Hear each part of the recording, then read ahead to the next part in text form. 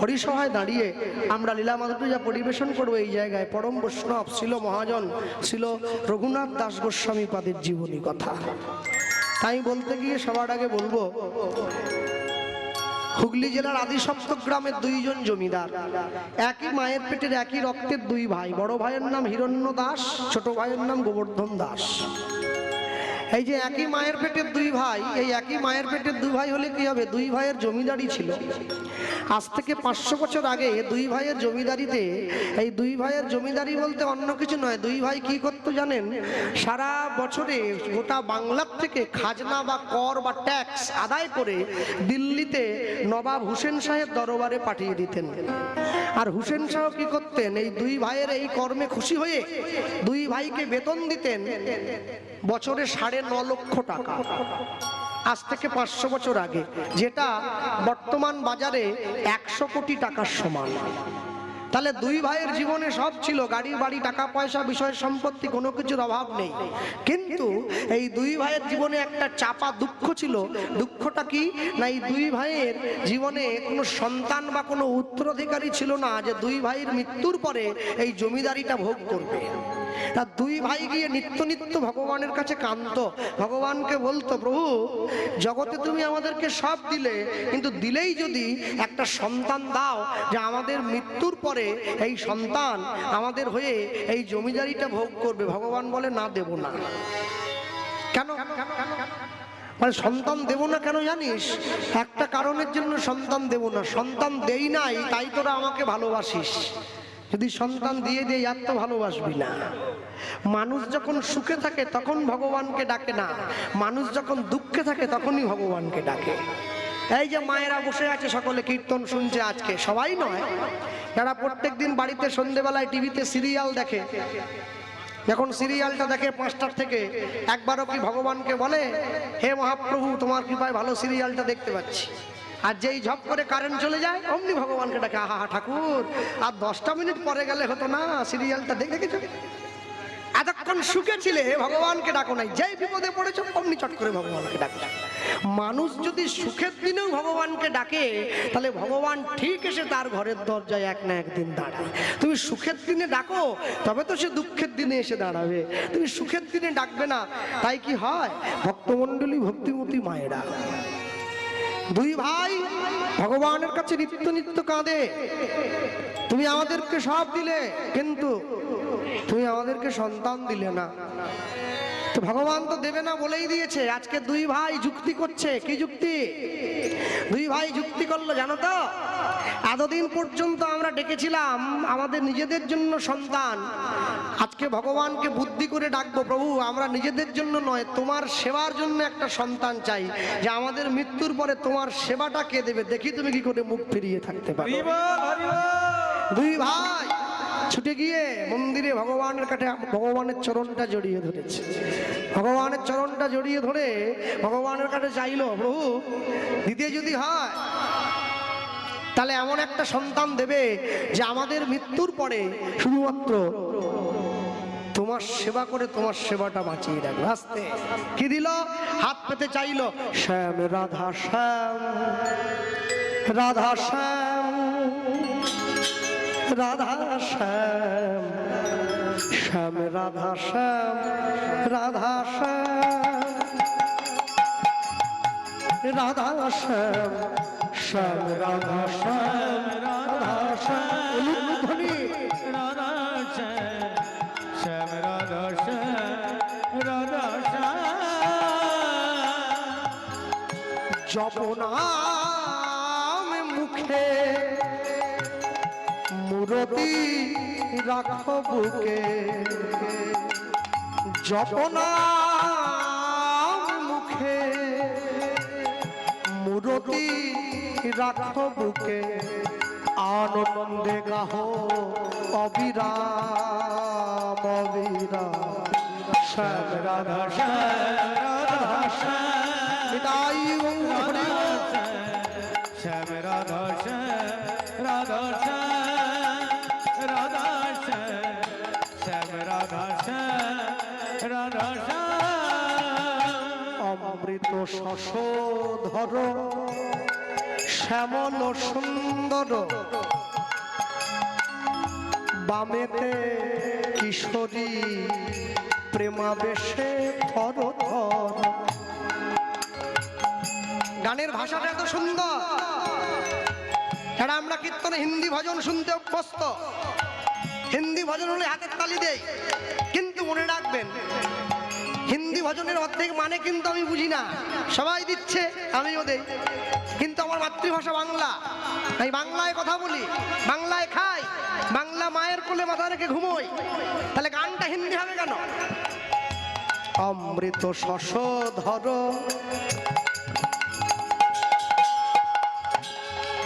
কিশোর সুন্দর বামেতে কিশোরী প্রেমাবেশে থর থর।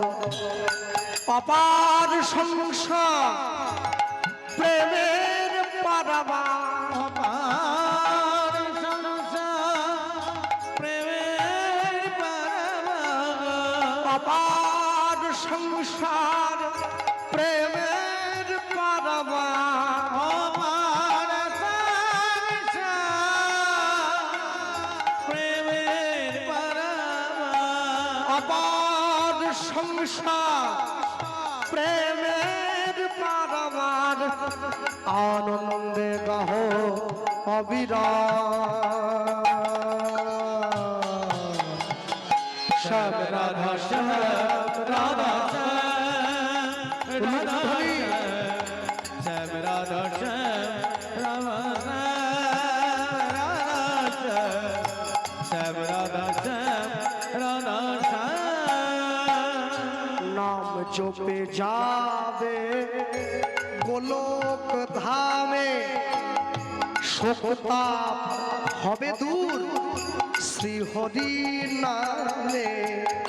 নাম জপে যাবে গোলক ধামে, শোকতাপ হবে দূর শ্রীহরি নামে।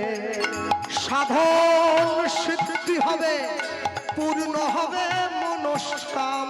সাধন সিদ্ধি হবে, পূর্ণ হবে মনোরম। সাধন তোমাদের সাধন সিদ্ধি হবে, পূর্ণ হবে মনস্কাম। সাধন সিদ্ধি হবে, পূর্ণ হবে মনোরম।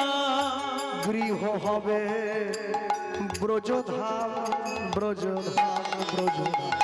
শ্যাম রাধা শ্যাম রাধা শ্যাম রাধা শ্যাম শ্যাম রাধা শ্যাম রাধা শ্যাম রাধা শ্যাম শ্যাম। রাধা শ্যাম রাধা শ্যাম। নাম জপ ভাই,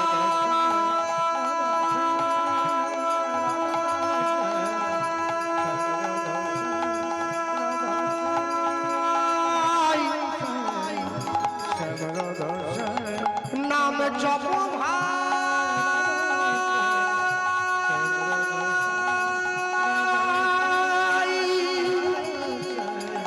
নাম জপ ভাই।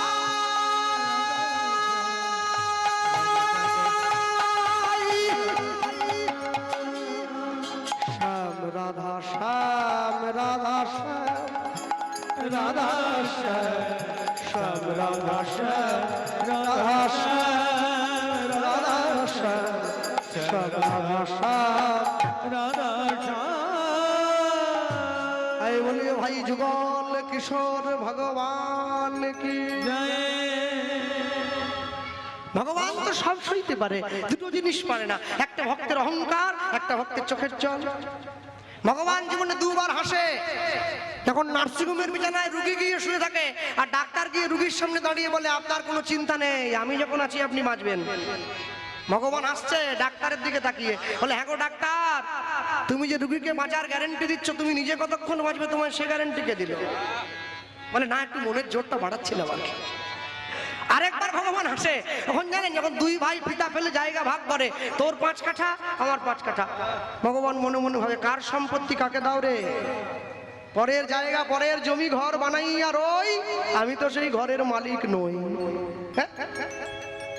ভগবানের চরণে নয়নের জল যেই দিল, ভগবান দৈববাণী করলেন, অচিরাতে তোমাদের ঘরে এক পুত্র সন্তান জন্ম গ্রহণ করিবে। জনগণ করিবে। আমার ভক্তির বলে সন্তান বলবান হইবে। বলবান হইবে। এই সন্তান কভু তোমাদের ঘরে না রহিবে। জগৎ মাঝে আমার লীলা কথা, আমার লীলা কথা দারে দারে প্রচার করিবে। জগতে আমার লীলা কথা দারে দারে প্রচার করিবে। দুই ভাই ভগবানের মন্দির থেকে বেরিয়ে এসে চোখের জলটা মুছতে মুছতে এক ভাই আরেক ভাইকে বলে উঠল, হ্যাঁ রে ভাই, ভগবান যে বলল আমাদের ঘরে একটা ছেলে হবে, আমাদের ঘরে একটা পুত্র সন্তান জন্ম নেবে। পিতামাতার মৃত্যুর পরে পিতামাতাকে পিণ্ড দান করে পুত নামক নরক থেকে উদ্ধার করে বলে সন্তানকে বলা হয় পুত্র। गोस्वामी तुलसीदास जी बोलें, एक दार से बाहर होता है पूत और मूत, जो भजे हरि वह पूत, जो बिना भजे हरि वह मूत। মাতৃগর্ভের একই দরজা দিয়ে পুত্র এবং মূত্র বাহির হয়। যেটা হরি ভজন করে ওটা পুত্র, যেটা হরি ভজন করে না ওটা মূত্রের সমতুল্য, কোনো দাম নেই ওটা। ওটা এই আছে এই নেই। তাহলে পুত্রং প্রিয়তে ভার্যা, পুত্রপিণ্ড প্রয়োজনাৎ। পুত্র লাভের আশায় আমরা স্ত্রী গ্রহণ করি। পুত্র কি করে? পিণ্ড দান করে আমাদের উদ্ধার করে। হ্যাঁ, ভক্তমণ্ডলী ভক্তিমূর্তি মায়েরা, দুই ভাই আলোচনা করছে। ভগবান যে বললো আমাদের ঘরে ছেলে হবে, কার ঘরে হবে এটা তো বললো না। এক ভাই আরেক ভাইকে বলছে যার ঘরেই হোক হবে তো বলেছে, চিন্তা কি।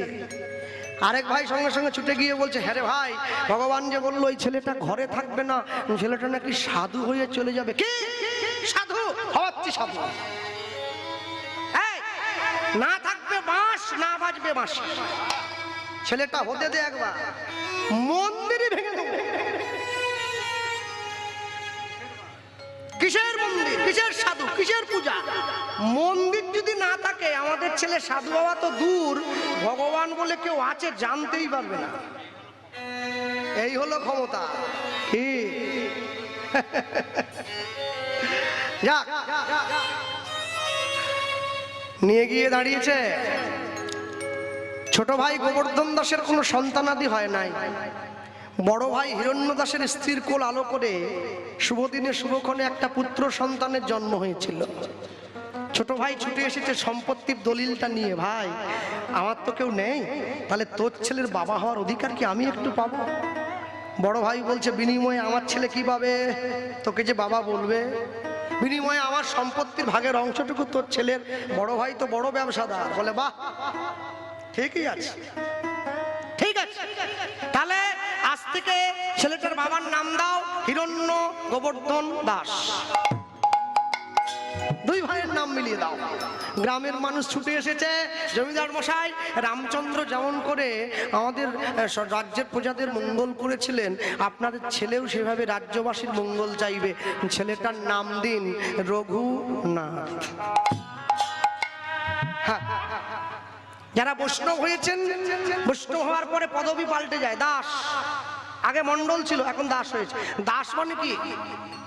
দাস মানে আপনারা ভাববেন না উনি ওপর দিকে ওঠার চেষ্টা করছেন। দাস মানে হলো তার চরণের দাস, তার চরণের দাসত্ব স্বীকার করেছে, তাই দাস। দাসের পরে এবারে অধিকারী। কেন দাস অধিকারী? মানে এতদিন পর্যন্ত দাসত্ব স্বীকার করেছে, এবার তার চরণে ফুল তুলসী দেওয়ার অধিকার অর্জন করলো, তাই সে দাস অধিকারী। আপনি চাইলেই ব্রাহ্মণ হতে পারেন, আপনি চাইলেই বৈষ্ণব হতে পারবেন, আপনার ওপর। মুচি হইয়া শুচি হয় যদি কৃষ্ণ ভজে, শুচি হইয়া মুচি হয় যদি কৃষ্ণ তেজে। ভারতবর্ষের মাটি এই শিক্ষাই আমরা পেয়েছি। কেন পৃথিবীর শ্রেষ্ঠ ভালোবাসার নিদর্শন তাজমহল নয়, এটা ভুল বোঝানো হয়েছে আমাদের। পৃথিবীর শ্রেষ্ঠ নিদর্শন, ভালোবাসার নিদর্শন হচ্ছে রাম সেতু। যদি বলেন কেন? বনের জন্তুরা যারা মানুষের ভাষা বোঝে না, তারা পর্যন্ত রামের প্রেমে উদ্বুদ্ধ হয়ে নদীর উপরে, সমুদ্রের উপরে সেতু বানিয়ে দিয়েছিল। এটাকেই তো ভালোবাসা বলে। ভালোবাসা যদি দেখতে হয় সনাতন ধর্মকে দেখে ঘেঁটে দেখো, তাহলে তো বুঝবে। মনে রাখবেন, সব সময়ের জন্য পৃথিবীতে যা কিছু আছে, যা কিছু ছিল, যা কিছু নষ্ট হয়ে যাবে, ভগবান শ্রীকৃষ্ণ অর্জুনকে এই কথাটাই বলেছিলেন। যা কোনোদিন নষ্ট হবে না, যা কোনোদিন চিরন্তন শাশ্বত, সেটাই তো সনাতন। আপনারা সেই ধর্মে বসবাস করছেন, সেই ধর্মে জন্ম নিয়েছেন। মাইকেল মধুসূদন দত্ত খ্রিস্টান হয়ে গিয়েছিলেন, আবার রামকৃষ্ণ পরমহংসদেবের চরণতলে পড়ে বাঙালিয়ানাটা বুঝতে শিখেছেন। ঠাকুর, আমার অন্যায় হয়েছে, হে বঙ্গভাণ্ডারে বিবিধ রতন, তা সবে অবদ আমি অবহেলা করি, পরধন লোভে মত্ত করিনু ভ্রমণ, পরদেশে ভিক্ষা বৃত্তি কুক্ষণে আচরি, কাটাইনু বহুদিন সুখ পরিহরি। আমার সুখ ভোগ করার কথা ছিল এই দেশে, আমি এদেশের সুখ ভোগ করতে পারিনি, আমি বিদেশের মাটিতে ছুটে গিয়েছি সুখ ভোগ করব বলে। আজকে গোটা পৃথিবীতে যত যত উচ্চ উচ্চ স্থান আছে, আপনারা খোঁজ নিয়ে দেখুন, যত উঁচু উঁচু আসনে যত উঁচু উঁচু মানুষজন বসে আছেন, তাদের সকলের গায়ে সনাতন হিন্দু ধর্মের রক্ত প্রবাহিত হচ্ছে। গোটা বিশ্বকে শিক্ষা দিয়েছে সনাতন ধর্মের মানুষ, ভারতবর্ষের মানুষ। তাই তো কবি লিখেছিলেন, ভারত আবার জগৎ সভায় শ্রেষ্ঠ আসন লবে। এখনো পর্যন্ত যদি আমরা বুঝতে না শিখি, আর কবে বুঝবো? হ্যাঁ, 25শে ডিসেম্বর বাড়ির ছেলে মেয়েরা ঝাউ গাছে চুনি লাইট দিয়ে সাজায়, বলে হ্যাপি ক্রিসমাস। বাড়ির ছেলে মেয়েরা বুড়ো সাজছে, লাল পোশাক পরে, লাল টুপি লাগিয়ে, সাদা দাড়ি লাগিয়ে। হ্যাঁ, কচি কচি বাচ্চাগুলোকে বুড়ো সাজাচ্ছে কিসের জন্য? হ্যাঁ, স্যান্টা সাজিয়ে কি হবে? কৃষ্ণ সাজাও, রাম সাজাও, তবে তো বুঝবে আনন্দ কত। হ্যাঁ, স্যান্টা সাজিয়ে দে, বুড়ো সাজাচ্ছে। এটা তো 12 বছরের ছেলে, ওকে বুড়ো সাজিয়ে ঘুরে বেড়াচ্ছে। সারা বছর তুলসীতে জল দেয় না, 25শে ডিসেম্বর ঝাউ গাছে চুনিলে। আরে ভালোবাসা রে, আরে ভালোবাসা। এ কি রে? বিবেকানন্দ আমেরিকার চিকাগো শহরে গিয়েছেন হিন্দু ধর্ম রক্ষার জন্য। আমেরিকার মানুষ সমস্ত ধর্মগ্রন্থকে, বিবেকানন্দের বুদ্ধি পরীক্ষা করছেন, সমস্ত ধর্মগ্রন্থকে ওপরে ওপরে রেখে সবার নিচে শ্রীমদ্ ভগবত গীতা রেখে দিয়েছেন। বিবেকানন্দ যেই সেই ঘরে ঢুকলেন, সবাইকে ডেকে বিবেকানন্দকে দেখালেন, দেখো তোমার ধর্ম যদি সবার শ্রেষ্ঠ হয়, তাহলে তুমি তোমার ধর্মের ধর্মগ্রন্থ শ্রীমদ্ ভগবত গীতা সব ধর্মগ্রন্থের নিচে কেন? বিবেকানন্দ উত্তর দিলেন, আমার ধর্মের ধর্মগ্রন্থ হলো সেই ধর্মগ্রন্থ যা সমস্ত ধর্মের ভার নিজের কাঁধে বয়ে রাখতে পারে। এটাই তো সনাতন, এই হলো সনাতন ধর্মের গুরুত্ব। তোমরা কবে বুঝবে? বাড়ির ছেলেমেয়েরা ইংলিশ পড়ুক, বাড়ির ছেলেমেয়েরা ইংলিশ শিখুক, আমি দুঃখ নেই, না বলবো না। হ্যাঁ, কিন্তু ইংরেজির পাশাপাশি বাংলাটা শেখাও।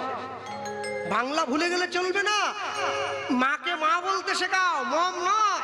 কিসের মম? মম, তোমার ভালোবাসা বড় কম। মম নয়, ড্যাড নয়, বলবে বাবা। বাবা বলো, বাবা বাবা।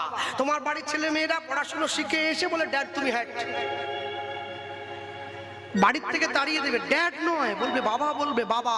হরে কৃষ্ণ বলা শেখাও, গুড মর্নিং নয়, জয় নিতাই বলা অভ্যাস করাও, রাধে রাধে বলা অভ্যাস করাও। এখনো পর্যন্ত সম্মুখে ভালো দিন আছে, এখনো সুযোগ আছে, এখনো সময় আছে। কেন জানো? দিনটা চলে গেলে দিবে আর নিবে, মিলিবে মেলাবে, যাবে না ফিরে এই ভারতের মহামানবের সাগর তীরে। রঘুনাথ দাস বড় হয়েছে, 10 বছর বয়স। গুরুদেবের আশ্রমে থেকে লেখাপড়া করতে হতো, আগেকার দিনে নিয়ম ছিল তো। রঘুনাথ দাসের গুরুদেবকে হুগলি জেলার চাঁদপুরে বলরাম আচার্য প্রভু রঘুনাথ দাসের গুরুদেব, শিক্ষা গুরু। আর আগেকার দিনে নিয়ম ছিল জীবনের 4টি ধাপ, ব্রহ্মচর্য, গার্হস্থ্য, বানপ্রস্থ, সন্ন্যাস। ব্রহ্মচর্য 10 বছর বয়স থেকে 25 বছর বয়স পর্যন্ত, গার্হস্থ্য 25 থেকে 45, বানপ্রস্থ 45 থেকে 60, সন্ন্যাস 60-এর পর। 25 থেকে 10 থেকে 25 ব্রহ্মচর্য, নিজের পিতৃবস্তু নষ্ট করবে না, ধারণ করে রাখবে। বেঁচে আছো এই আশ্চর্য, নেই তো কারো বলার বীর্য। আর বাকিটা ভেঙে বলতে পারবো না। ব্রহ্মচর্য, গার্হস্থ্য ব্রহ্মচর্য পালনের পরে সংসারে ফিরে আসবে, বিবাহ করবে, নিজ স্ত্রীর দ্বারা সন্তান উৎপন্ন করবে, সংসারকে সম্মান করবে, স্ত্রীকে সম্মান করবে, মানুষকে ভালোবাসবে। বানপ্রস্থ 45 থেকে 60, নখ বড় রাখবে, চুল বড় রাখবে, গুরু দীক্ষা নেবে, হরিনাম সংকীর্তন করবে, স্ত্রীর সঙ্গে বাক্যালাপ কম করবে। 60-এর পরে সন্ন্যাস, জঙ্গলে চলে যাবে, সন্ন্যাস গ্রহণ করবে, জল ছেঁকে খাবে। এই হচ্ছে নিয়ম ছিল আগেকার দিনে। আগেকার দিনে একে গুরুকুল বলে বলা হতো।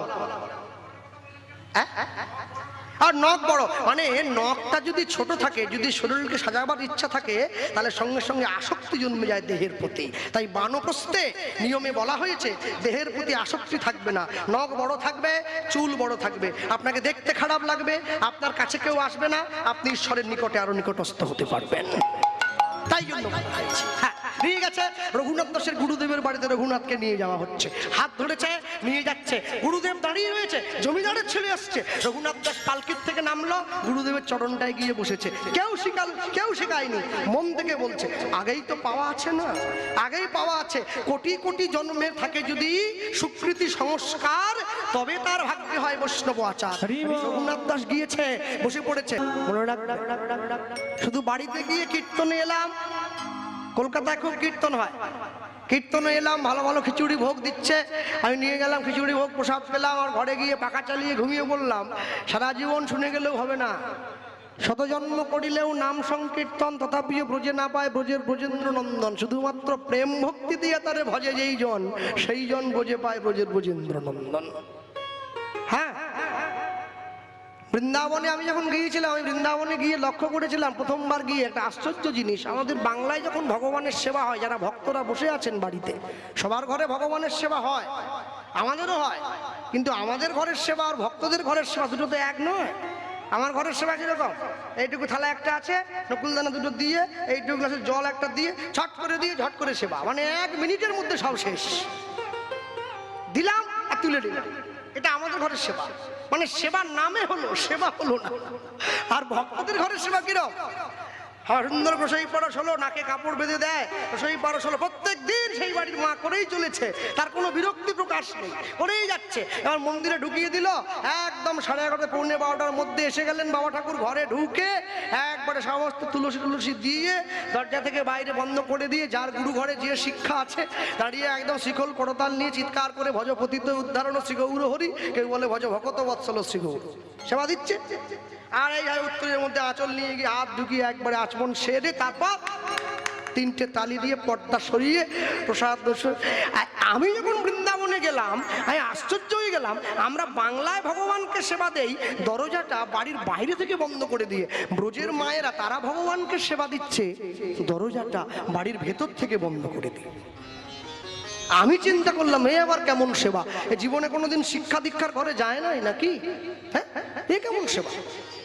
তো সেই মা যখন আধ ঘন্টা পরে বেরিয়ে এসছে, দেখছি একটা ছেলে দাঁড়িয়ে, কি ব্যাপার? মা আমি মেদিনীপুর থেকে এসছি। ও বাংলার মানুষ, আগে এসো ভেতরে এসো, কিছু বলবে? আমি বলছিলাম কি মা, আমরা বাংলায় যখন ভগবানের সেবা দেই, আমরা দরজাটা বাড়ির বাইরে থেকে বন্ধ করে দিই, আপনি যে ভগবানের সেবা দিচ্ছেন দরজাটা বাড়ির ভেতর থেকে বন্ধ করে দিচ্ছেন, এ কেমন সেবা বিধি? বলে এটা তোমাকে বলতে পারবো না। বলতে যদি পারবেন না, যে পড়াটা জীবনে কাজেই লাগবে না, বাবার হইল আবার্য সারিল ঔষধে, ও জেনে আমার বাবার কি হবে? হ্যাঁ, কতগুলো মুসলমানদের নাম মুখস্থ করে আমার কি হবে? যা জীবনে কোনো কাজেই লাগে না, ও পড়া জেনে কি হবে? হ্যাঁ, ক্ষুদিরাম বসুর বাবার নাম জানতে হবে, তা আমার জীবনে কাজে লাগবে।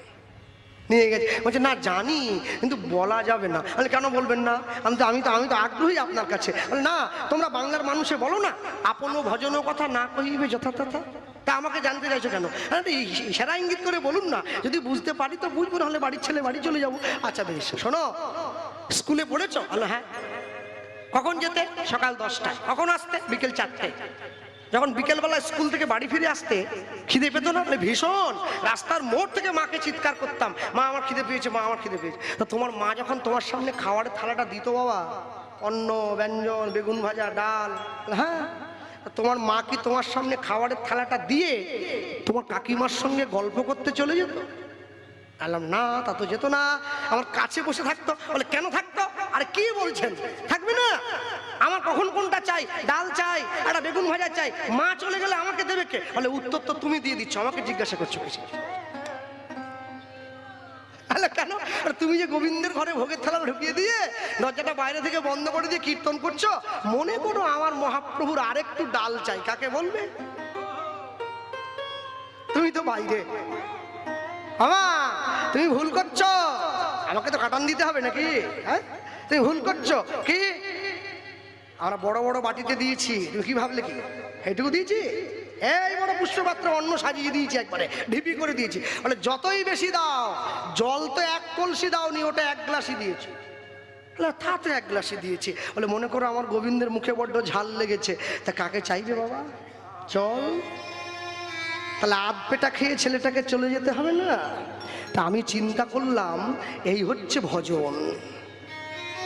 দেখো তোমাদের বাংলার মানুষের মতো করে আমাদের কপালে তিলক নেই, তোমাদের বাংলার মানুষের মতো করে আমাদের গলায় তুলসীর মালা নেই, তোমাদের বাংলার মানুষের মতো করে আমরা জপের মালা হাতে নিয়ে রাস্তায় ঘুরি না, কিন্তু আমাদের ঘরে কৃষ্ণ বাঁধা আছে, উঠতে বললে ওঠে, বসতে বললে বসে। মা কি করে বেঁধে রাখলে? বলে মনে রেখো বাবা, এই জগতে কোনো নারী যদি কোনো পুরুষকে বসে আনতে চায়, তাহলে নিজের দেহের 2 থেকে 3টে ইন্দ্রিয় ব্যবহার করলেই বসে রাখা যায়। তারপর যাই, ভগবান শ্রীকৃষ্ণ হচ্ছে একমেব অদ্বিতীয়ম, যাকে বসে রাখতে গেলে নিজের দেহের 11টা ইন্দ্রিয় সম্পূর্ণরূপে তার চরণে দিয়ে দিতে হয়। কোন কি পারবে? আমি তো পারবো না। কেন? আমি যেই মিষ্টিটা ভালো খাই ঠাকুর সেবার জন্য সেই মিষ্টিটা কিনে এনেছি। আমার সুগার বলে সুগার ফ্রি মিষ্টি, বাড়িতে 3 জন লোক, 3 3কে 9টা মিষ্টি, সব চিনি কম। আরে আমার সুগার বলে কি গোবিন্দেরও সুগার নাকি? গোবিন্দ একটু বেশি মিষ্টি খেতে ভালোবাসে, এটা আনে নাই, আমার সুগার না। আর ব্রজবাসীরা বলছে তোমরা নিজেদের জন্য ভালোটা কেন, আর আমরা যেটা আমার গোবিন্দের ভালো লাগবে সেইটা আগে কিনি, খেতে পারি যাই না পারি। এই জন্য আমাদের ঘরে ভগবান বাঁধা আছে। আমি চাইলেও আমার ঘরে আসে না। কেন? আমি সব ভগবানকে দিয়েছি, ভালো মন্দির, ভালো ঘর, ভালো সেবা, শুধু মনটা নিজের কাছে রেখে দিয়েছি। আর ব্রজবাসীরা মনটা গোবিন্দ চরণে দিয়ে দিয়েছে। যখন আমি ছোট ছিলাম দেহ তোমার চরণে দিয়েছি, চরণে দিয়েছি। যখন আমি বড় হলাম মন তোমার চরণে দিলাম, চরণে দিলাম। দেহ মন যদি তোমার হয়, আমি কি আর আমার আছি? আমি তোমার, আমি তোমার, আমি তোমার, আমি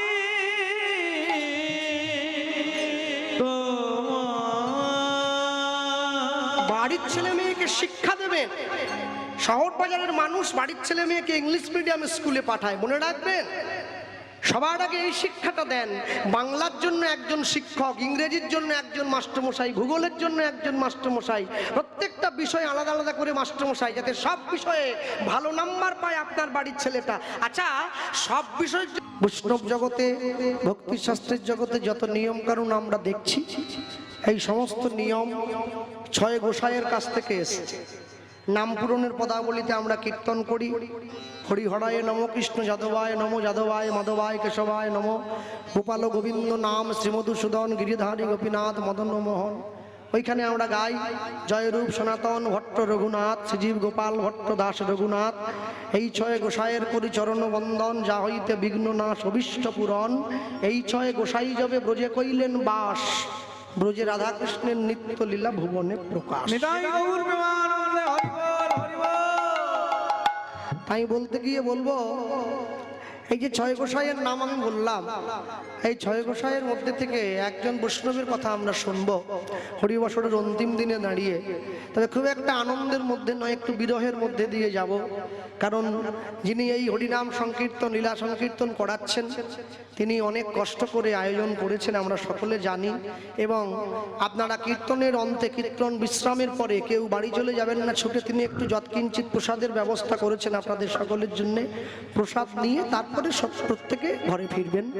তা আমি বলতে গিয়ে সবার আগে বলি জয় জয় শ্রী গুরু, গুরু আমার প্রেম কলপ তরু। উলুধ্বনি জয় জয় শ্রী গুরু।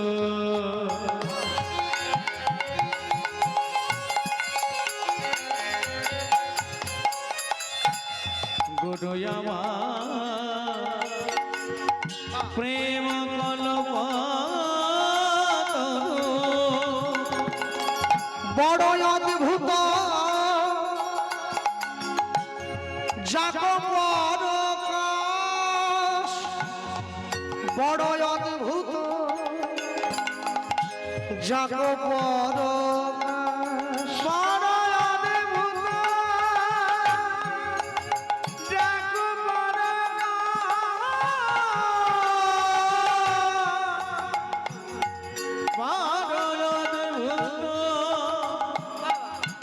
যাকো শ্রী গুরু রূপের অদ্ভুত প্রকাশ, শ্রী গুরু রূপে অদ্ভুত প্রকাশ। ওগো যার কৃপাতে মোর হবে মায়া নাশ, শ্রী গুরু রূপে অদ্ভুত প্রকাশ। ইহলোচন আনন্দ ধাম, কি হলো জানো আনন্দ আমি অনেক অনেক ছেলে মেয়েদের দেখলাম জন্মাষ্টমী চলে গেল, ছোট ছোট মেয়েরা গোপাল কিনে এনেছে না, ঝুড়িতে করে নিয়ে বেড়ায়, আর জন্মাষ্টমীতে গোপালকে খাওয়াচ্ছে কুড়কুড়ির প্যাকেট। এই সব ছ্যাবলামো কেন করছো? লেজের প্যাকেট, আর ওর মধ্যে পেঁয়াজ দেওয়া আছে, লেজ, কুড়কুড়ি, কেক, কেকে তো ডিম আছে। আর বাবা মায়েদেরকেও বলি বুঝে শুনে দাও, গোপাল পুতুল খেলা নয়, এ বাজারের পুতুল নয়, এ কিনে এনে দিলে তোমার ছেলে খেল। আগুন নিয়ে খেলতে গেলে না একটু বেকার হলে হাতটা পুড়ে যাবে, খুব সাবধান, খুব সাবধান। ইহলোচন আনন্দ ধাম, কি হলো জানো আনন্দ আমার হিয়া অজ্ঞান ওগো তিমির বড় জ্ঞান, হেয়া আগে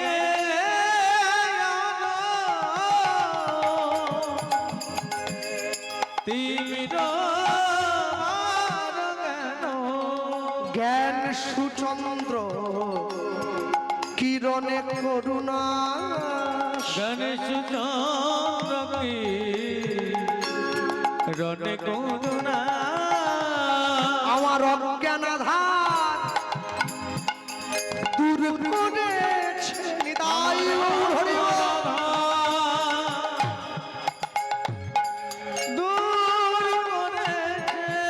ওগো পরম দয়াল শ্রী গুরুদেব, আমার দূর করেছে বলি জ্ঞানের প্রদীপ জ্বালাইয়ে দিয়ে আমার দূর করেছে আমার মোহ অন্ধকার দূর করিল, আমার দূর করেছে আমায় চরণ ছত্র ছায়া দিয়া, দূর করেছে আমায় করুণা ছত্র ছায়া তলে রাখিয়া, আমার দূর করেছে আমি নিলাম নিলাম শরণ নিলাম, দূর করেছে আমি তোমার চরণ ভিন্ন আর কিছু চাহি না, আমার দূর করেছে আমায় দাও দাও তুমি আশ্রয় দাও হে দূর করেছে দূর করেছে দাও দাও আশ্রয় দাও দূর করেছে গণেশ চন্দ্রকে রনে করুণা